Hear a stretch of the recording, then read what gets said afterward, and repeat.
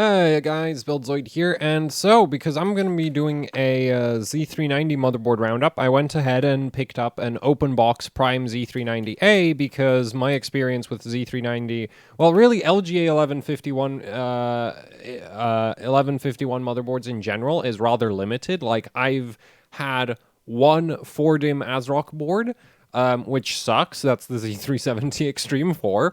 Then I've had the Phantom Gaming ITX, which is great, but that's a 2-dimmer ITX board and, well, not really relevant to most people. And similarly, I've only had, like, the Maximus 11 Gene when it comes to ASUS motherboards, and me and the motherboard, like, I don't get along with that board, but you can't deny it's a very capable motherboard. It's just that, it needs a little bit more convincing than what I'm willing. Like, it's a bit on the hard. Like, just whatever. I don't know where I was going with that. Basically, me and that motherboard don't get along very well. Like, it's capable. It's just that it's yeah. I'm just not a fan of using it too much. Anyway, so I wanted to try out some more boards so that I have a better overview of how the different motherboards behave, and so I picked up this open box Z390-A board. So yeah, thank you patrons for funding the purchase of this motherboard, because the reason why I picked up this motherboard, well, I want to probinate the board as well, so yeah, just test some memory overclocking, maybe test VRM thermals, definitely want to run the probinator on it. I'm really interested to see how this VRM does. So before we get into the GIMP seems to be freaking out. Wait, I'm going to try fix that.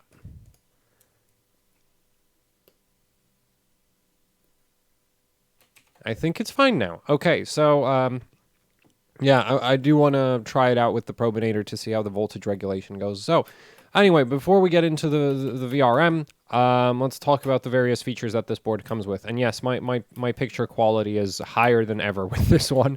Anyway, we've got some color-coded troubleshooting LEDs, so that's nice to see. We've got an MMOK switch. My experience with this on the Maximus 11 Gene is that this is the most stupid thing I've ever run into on an ASUS motherboard. Like, do you hate posting at high memory overclocks? Yeah, have this turned on. Like, so this is really, like, maybe on this board it works better, but on the Gene, it's incredibly stupid. I have no idea why this waste of PCB space is on that motherboard.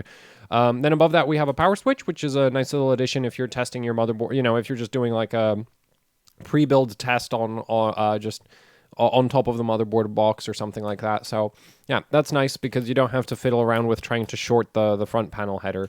Right. To get the board to start. So I'm actually, like, for test bench use, this is rather nice. We've also got an overvoltage jumper by the 8-pin, so I will be checking how that behaves. I assume it's basically just gonna, like, I'm gonna guess that the stock voltage restrictions are like 1.6 volts V-core, 2 volts memory, and if you move that jumper, it's gonna give you like 2 volts V-core, 2.3 volts memory, and just, you know, it's gonna push the limits from already rather unsafe to extremely unsafe. Because that's at least what the LN2 jumper does on the ROG motherboards, where it's just like, yeah, like, before you turn on the LN2 jumper, you can already blow up your CPU, but once you flick that LN2 jumper, once you change the LN2 jumper around, you can blow up your stuff even more so. Yeah. Anyway, the 8-pin power connector that we have here is the high current variant. So this is good for 480 watts on an 18 gauge cabled power supply. If you're on a 16 gauge, it's actually good for like over 600. This uses the, and you can tell that this is the high current variant of the connector because it has these solid pins.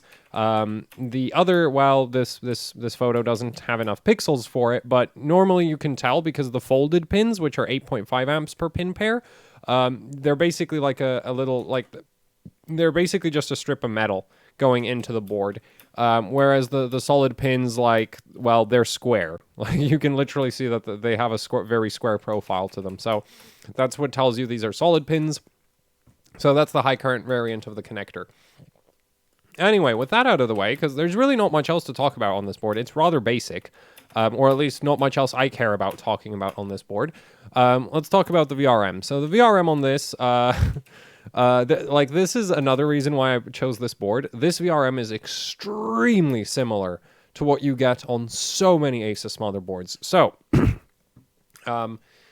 Here's the vCore SoC split. I mean, that's vCore and it's iGPU, not SoC. Intel platform. SoC is an AMD thing. So you've got your iGPU over here, and then you've got your vCore. vCore is a 4-phase, split up like that. So you've got, 1, 2, 3, 4 phases, and then +1 for the iGPU. The controller is an ASP1400.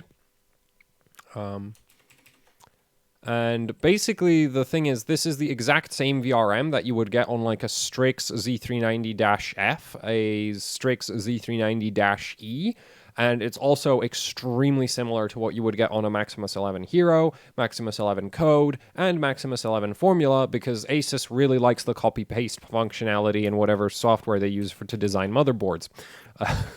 Those three, the Formula, Code, and Hero, are the same VRM. Actually, they're I think they're mostly the same PCB as well. Like very, very similar boards. And that VRM is not that different from this VRM either. Basically the changes that you see is just like for the -A, the -F, and the -E, the inductors are different. There's a different capacitor configuration, and the power stages are slightly different. So instead of the 45 amp power stages that we see on this board, you get 50 amp power stages, which is just like, you pay twice as much, you get a 5 amp upgrade. Great. So anyway, these are 3020 45 NCP 3020 45s from On Semiconductor, and these are 45 amp power stages. So that's On Semi. And the control scheme here, it is a 4-phase. There's no doublers whatsoever because ASUS doesn't like doublers. It is worth noting that when you're doing 2 power stages in parallel, you don't, like with discrete MOSFETs, having 2 inductors when you have, like if you have 2 high sides, 2 low sides, 1 driver, and then 2 inductors, that's pointless. Okay, like there's no real reason to have 2 inductors when you've got 4 MOSFETs that are discrete if you have 1 driver. Now with power stages, it's very different because the power stages each have their own control logic, so you can't exactly combine the switch node between 2 power stages. So if you have 2 power stages running in parallel like ASUS has, where you basically take 1 PWM signal and just jam it into both power stages at the same time, you do actually need 2 separate inductors for each of them.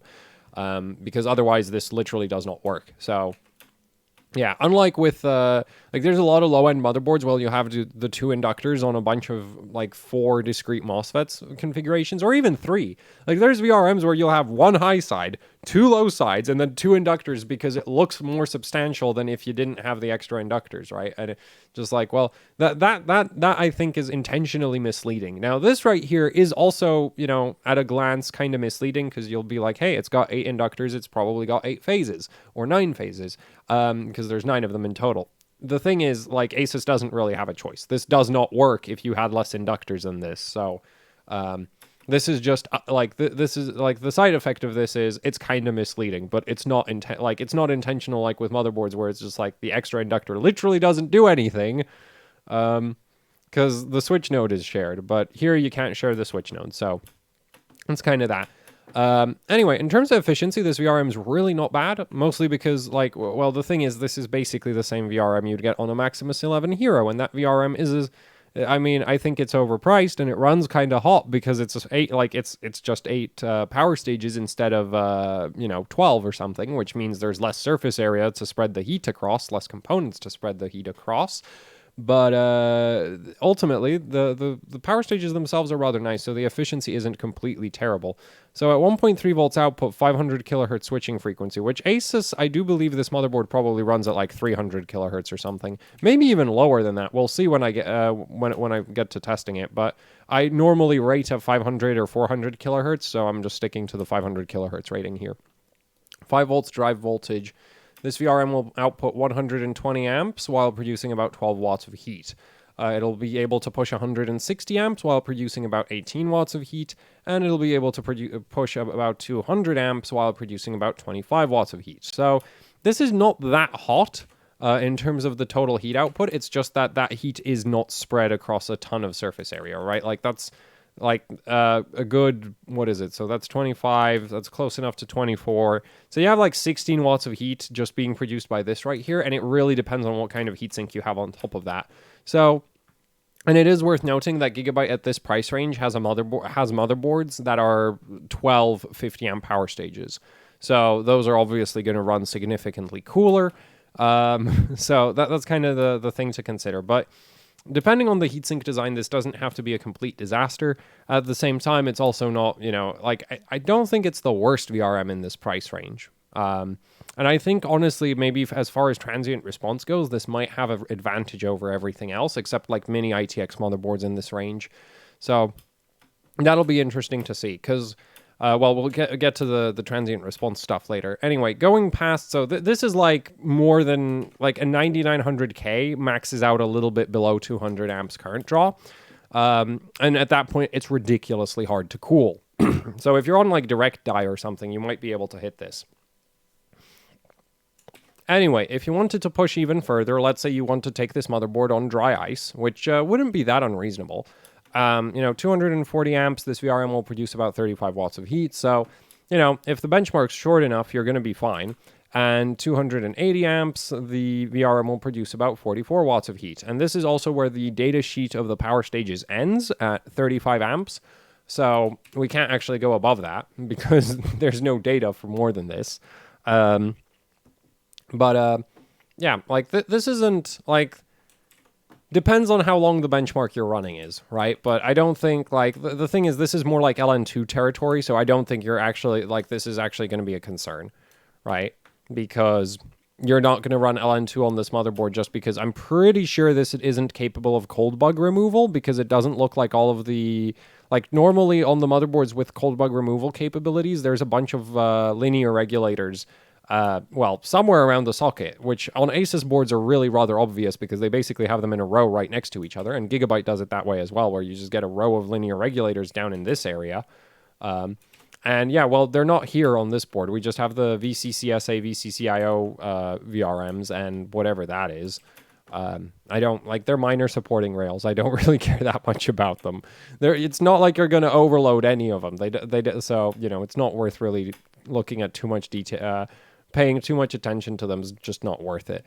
So yeah, the VCore VRM here is just like, honestly, it's not that bad. Like the main issue, like the main question is like, what kind of heatsinks do we have? And let's take a look at the heatsinks, shall we? So the heatsinks that ASUS has on this, they sync both the inductors, right, with the these pads right here, and then of course they sync the MOSFETs as well. So yeah, the top VRM heatsink kind of like this one. I feel like they could have maybe shuffled one more power stage up onto this heatsink, because it's barely, like, it handles a fourth of the total heat output of this VRM, where it's like maybe they could have skewed it more towards that one, because I think this heatsink might not be able to handle, the 75% of the heat that the VRM produces is going to end up in this heatsink.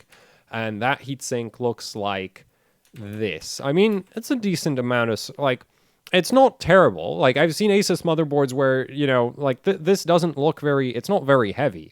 But the amount of surface area this has is actually pretty decent. And compared to what I've seen on some other ASUS motherboards where they basically had, like, one fin at the top and then just a T, where it was like, yeah, that's not a heatsink.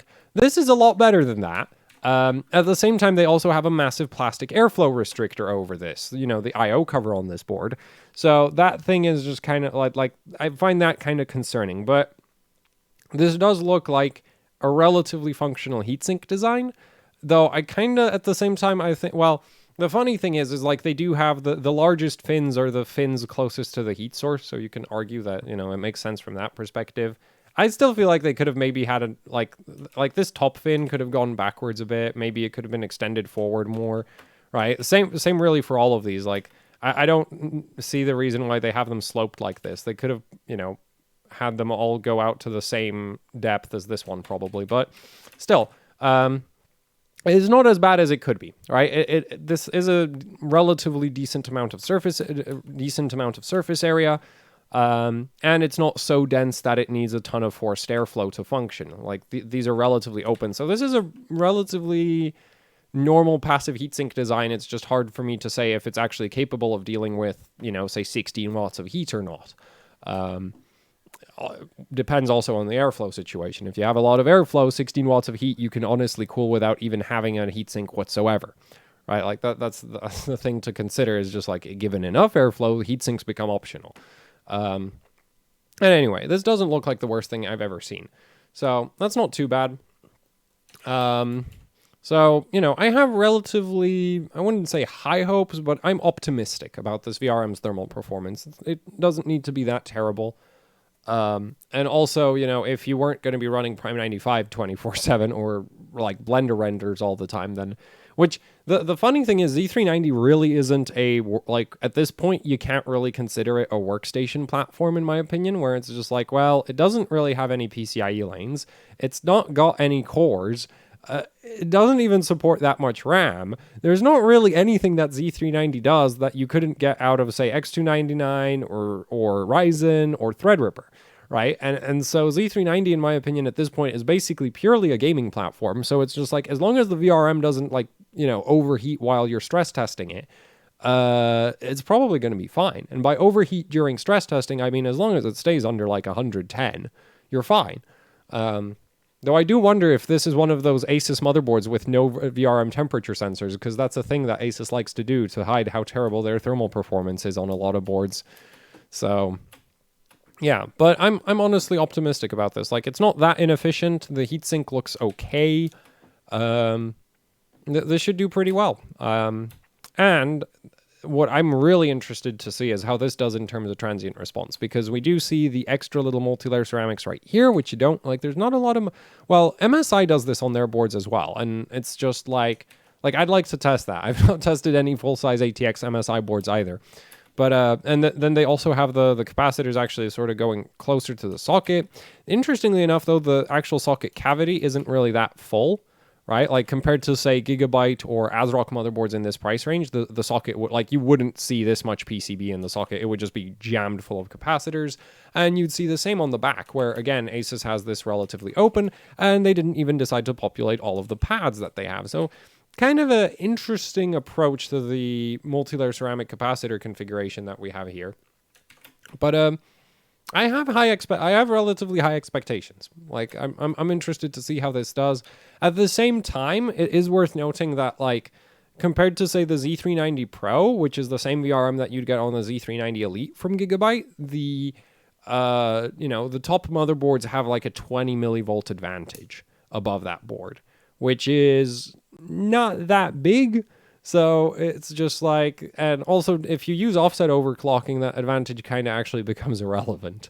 So yeah, I'm interested to see if this has any, like the thing is, well, yeah, I'm just interested to see how this performs in terms of transient response, because, well, yeah, I'm not sure. I'm honestly, like, I'd be surprised if this was capable of keeping up with the Maximus 11 Gene.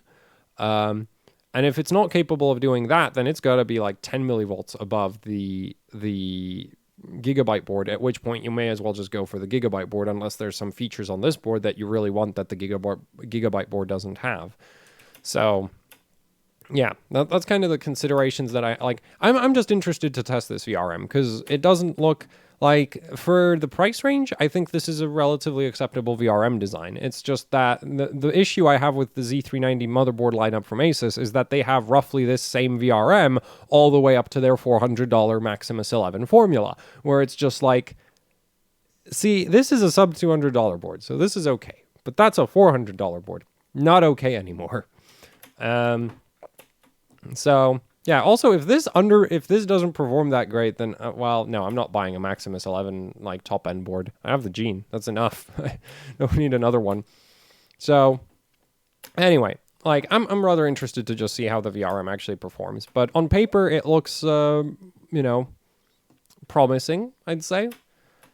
And with that out of the way, let's talk about the memory, which you get a single-phase memory VRM, and that's about as much as I care about the memory power delivery. It doesn't matter. Like, the important thing is what you have going on between the CPU socket and the actual DIMM slots, right? So all of this lovely stuff right here that we can't see because of the DIMM slots, and on the back of the board we can't see it because that's all ground fill. So this is all just filled out with a ground plane. So you can't see anything on the back of the board either. But we can actually tell what topology this board is, because if you shine a light between the DIMM slots, you can just about see the T right there. That's a T topology, right? T, another T, another T. Actually, there's one more there. There's one down here, right? So this is a T topology board. Now, interestingly enough, this T topology, so like Gigabyte's Z390 T topology is so extremely T topology that it literally doesn't matter which DIMM slots you use. You can use whichever set of DIMM slots you want and it works just fine. So if you like use a memory configuration that's like this, yeah, that works great. If you do this, that still works great. If you do that, it works great. If you do this, it works great. Like, it does not care where you put your memory sticks, because it's just it's extremely, like, I don't know what they actually did, but for whatever reason, it doesn't care. Now, ASUS, for whatever reason, they actually recommend that you use the gray slots first. So it's going to be interesting. Like, I'm definitely interested to see how this does in terms of memory overclocking, because I do have a bunch of different memory sticks. For optimal memory for max frequency, this should favor a 4x8 setup, or like a 4x4. And I can test, I'm going to be testing 2x8, 4x8, 2x16, and we'll see which one of those works best for this motherboard. Because I do believe they also use this memory configuration on some of the higher end boards, so it's just I'm interested to see how it does in terms of memory overclocking. But it is a T topology, so I expect the highest frequencies with 4x8, because that's just what T topology tends to that's what T topology configurations should favor. So yeah, we'll see how that does. And that's kind of it for this board. There's really not that much else to cover here. I mean, you've got your, solid little it's a solid 4-phase, right? Like, the thing is, just because it's a 4-phase doesn't necessarily mean it's weak, because this 4-phase got 90 amps worth of power stages in each of its phases. Now, doesn't work like that. Does not work like that, but you get the idea, right? Like, each of the phases here is really, like, compared to, say, like a B450 4-phase motherboard, like, each of the phases here can deliver like twice as much current as what a 4-phase as one phase on a B450 board could do. So there's nothing really, like, I don't really see a massive issue with it. And actually, ASUS, for the, like, what you will notice with ASUS boards, and I'm not sure it's that, like, I've not checked the competing Z390 boards for this, but